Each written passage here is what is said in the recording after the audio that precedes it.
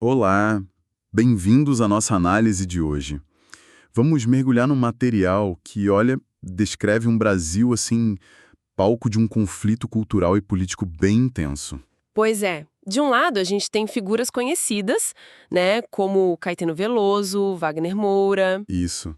E do outro lado, uma voz que se identifica como a direita patriótica, ou às vezes como o povo brasileiro. E a nossa fonte hoje é um trecho, né, um excerto de um texto chamado Caetano e Wagner Moura versus o povo, a direita vai calar a esquerda, ponto PDF. Exato.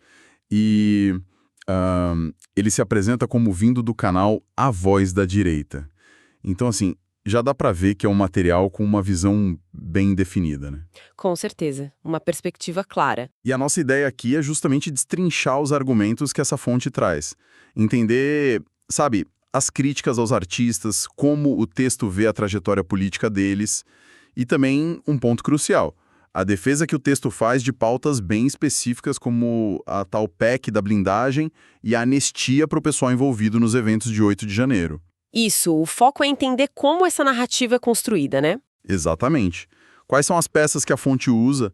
Como ela monta esse cenário que eles chamam de guerra cultural? A gente vai se ater, assim, estritamente ao que o documento diz, tentando observar a estratégia por trás das palavras. Perfeito.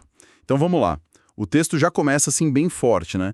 Dizendo que Caetano e Moura são a cara de uma elite cultural de esquerda. É. E a acusação principal é que eles viveriam, tipo, em bolhas de privilégio, completamente desconectados da realidade do cidadão comum, né? E que tentariam impor suas visões com... O texto usa palavras como arrogância e até desprezo pelo tal povo brasileiro.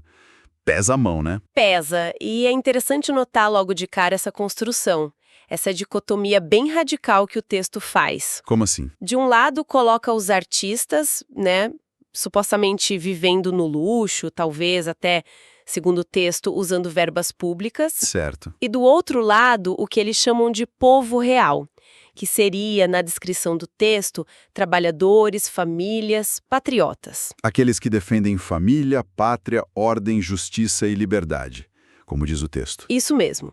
A fonte se posiciona como a defensora desse segundo grupo, sabe? Buscando validar a própria narrativa como se fosse a verdade, em oposição à visão que eles dizem ser distorcida da esquerda. Essa polarização é a espinha dorsal do argumento deles, entende? Entendi.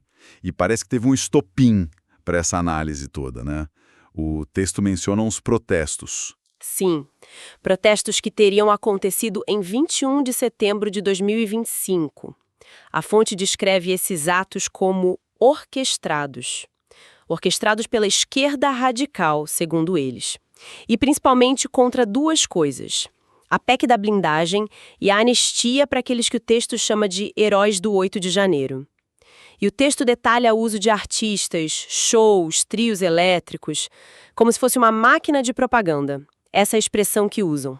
Cita exemplos específicos, o Wagner Moura em Salvador, com outros artistas, discursando contra o Congresso. Uhum. E o Caetano Veloso no Rio, lá em Copacabana, com o Gilberto Gil, Chico Buarque, também na mesma linha, criticando essas pautas. E aqui a interpretação da fonte é fundamental.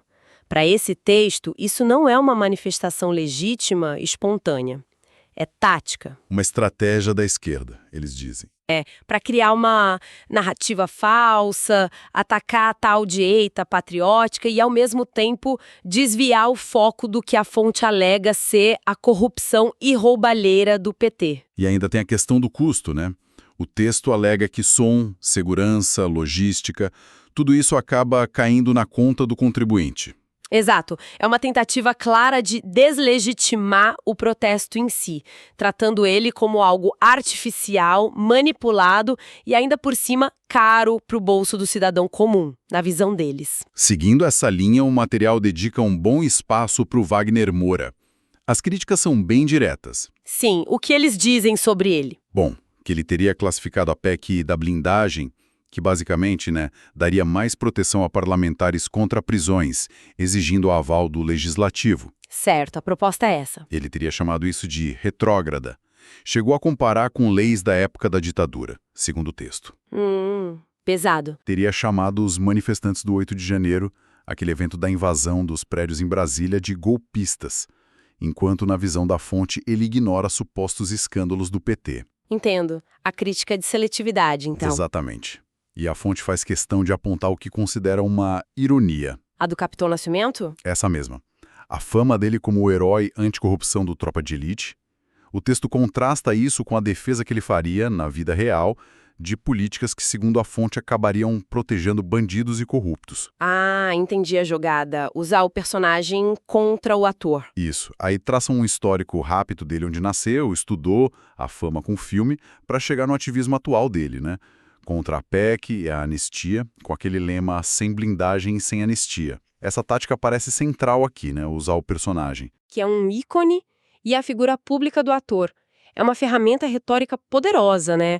Para construir esse argumento de incoerência, de hipocrisia. Para minar a credibilidade dele, imagina. Exato. Ao insistir nessa tecla, o texto busca minar a credibilidade do Moura como voz política, sugerindo que a influência cultural enorme que ele tem estaria sendo usada para manipular a opinião pública, sabe, a favor de uma agenda específica da esquerda. Não é só discordar das ideias dele, é atacar a integridade do mensageiro usando a própria arte dele contra ele. Faz sentido.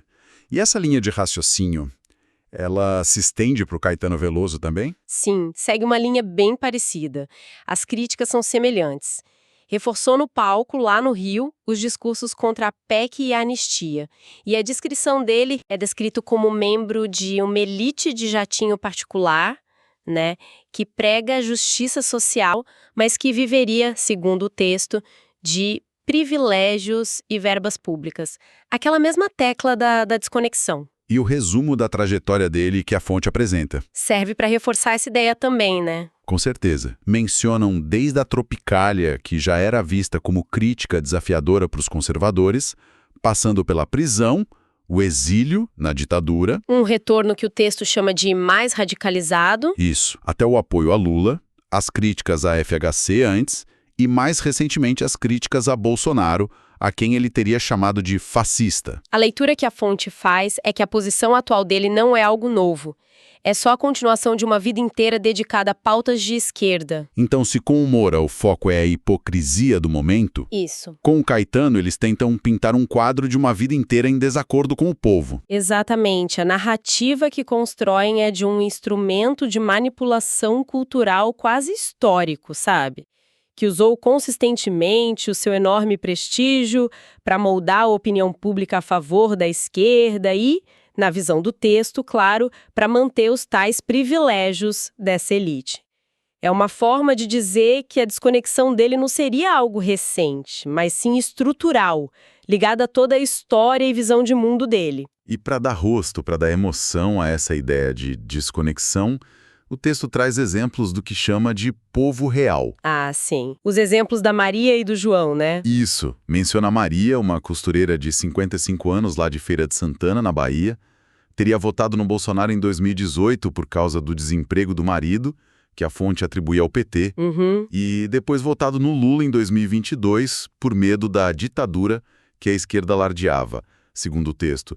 E hoje estaria sofrendo com a inflação alta, citam até o preço do gás a R$150. É um retrato bem específico, né? E o João? O João, um caminhoneiro de 48 anos, de Salvador, teria participado do 8 de janeiro, mas de forma pacífica, segundo o texto.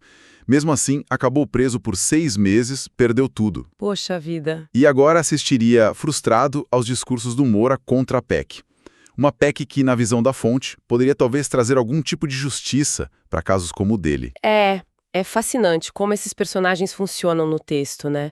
São quase atalhos emocionais. Maria e João não são só exemplos, são arquétipos, construídos para gerar identificação e um contraste imediato com os artistas. Para personificar o sofrimento. Exatamente. A fonte usa essas histórias de desemprego, inflação, a prisão supostamente injusta para personificar o sofrimento que a tal elite cultural estaria ignorando. É uma estratégia, né, para contornar debates mais complexos sobre política, sobre economia e apelar direto para a empatia do leitor, reforçando a narrativa central. Eles, os artistas, vivem uma realidade. Nós, o povo, vivemos outra bem mais dura. Entendi. E claro, além de criticar quem é contra, o documento defende com unhas e dentes as pautas em questão. A PEC da blindagem, por exemplo. Sim, como eles defendem. A narrativa é que ela viria para corrigir distorções históricas. Distorções que teriam permitido, segundo o texto, perseguição política através do judiciário. Eles citam algum caso? Citam. O caso do ex-deputado Daniel Silveira é usado como exemplo dessa suposta perseguição. A ideia que o texto vende é que essa PEC traria equilíbrio entre os poderes, sabe? E protegeria a vontade popular do que eles chamam de ativismo judicial. Certo. E sobre a anistia para os envolvidos no 8 de janeiro? Aí eles apresentam como nada menos que justiça poética. Justiça poética? Forte isso. O argumento central é que os manifestantes que eles descrevem como pais de família, trabalhadores, foram injustamente rotulados de insurretos e punidos com um rigor excessivo. E aí eles comparam com outras situações. Sim, a fonte estabelece uma comparação que é uma alegação própria do texto, importante frisar, com supostos atos de violência de grupos como os Black Blocs em protestos de esquerda. Atos que, segundo eles, teriam ficado impunes. Ah, entendi. Então a anistia, nesse contexto, não é vista como perdão. Não. É enquadrada como reparação de uma injustiça e como restabelecimento de um tratamento igualitário que a fonte alega que não existe hoje. Então a fonte não está só defendendo as propostas, está tentando ressignificar todo o debate sobre justiça, sobre democracia. É isso. Parece que sim. Precisamente, onde os críticos talvez vejam risco de impunidade ou um retrocesso democrático, a fonte apresenta essas medidas como essenciais para a democracia. É uma tentativa clara de recapturar esses conceitos, sabe? Argumentando que a verdadeira ameaça viria da perseguição política e ideológica da esquerda e desse tal ativismo judicial. As propostas são posicionadas como instrumentos de defesa dos cidadãos e dos seus representantes eleitos, restaurando um equilíbrio que, na visão da fonte, claro, foi perdido. É uma inversão completa da narrativa crítica. Interessante essa inversão. E chegando ao final do material, o tom muda um pouco, né? Vira uma convocação. Sim, uma chamada à ação. O texto celebra um suposto crescimento da direita, cita pesquisas, vitórias eleitorais de partidos como o PL, republicanos, a força de influenciadores conservadores. E do próprio canal deles, A Voz da Direita. Exato. E a proposta é calar a esquerda. Mas eles fazem questão de dizer como, né? Dizem que não é com violência, mas sim com votos, com a divulgação da verdade, com memes, debates. O foco principal é expor a tal hipocrisia dos artistas. Aquela tecla, de novo, as críticas seletivas, o contraste entre o luxo deles e o sofrimento do povo. Exatamente. Essa conclusão, ela escancara a estratégia toda, né? A fonte enxerga o cenário como uma batalha cultural permanente. A direita precisaria se mobilizar de forma contínua, organizada, para fazer frente à influência que a esquerda teria, segundo eles, na mídia, na academia, nas artes. Reafirmando os valores deles. Isso. Reafirma aqueles valores centrais. Deus, pátria e família. E aposta que o tal povo real está finalmente acordando para essa disputa ideológica. Tem uma ênfase muito grande na ideia de que figuras como Caetano e Moura estariam ativamente moldando mentalidades e que existiria uma desconexão total entre discurso e realidade neles. A luta, portanto, é pela verdade histórica e pela soberania nacional, sempre na perspectiva da fonte. Bom, fizemos então uma exploração bem detalhada de um material que traz uma visão bastante assertiva, né, do cenário político-cultural brasileiro. Analisamos como essa fonte específica, A Voz da Direita, constrói essa narrativa de antagonismo. O antagonismo forte entre uma elite cultural de esquerda, que eles pintam como desconectada, hipócrita, e o povo patriota, E vimos como as divergências sobre a PEC da blindagem e a anistia do 8 de janeiro são pontos centrais nesse conflito que o texto descreve. Fica bem evidente a estratégia de guerra cultural que a fonte emprega. O uso de exemplos pontuais, né? Como os protestos, as histórias da Maria e do João, os contrastes fortes. Luxo versus dificuldade. Isso, e a reinterpretação de eventos, de trajetórias. Tudo isso serve para solidificar uma posição política e ideológica bem definida que eles têm.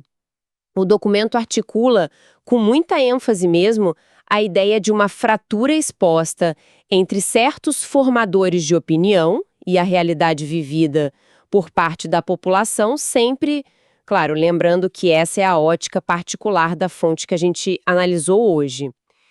E com base no que essa fonte apresentou, fica uma reflexão, talvez, para além desse caso específico. Pensando na análise dessa fonte em particular, como é que narrativas que colocam artistas de um lado e o povo do outro, independentemente de quem constrói essa narrativa, né, como elas moldam a percepção pública sobre quem tem legitimidade para opinar, para influenciar os rumos do país em momentos de decisão sobre temas tão complexos como esses? Para influenciar os rumos do país em momentos de decisão sobre temas tão complexos como esses.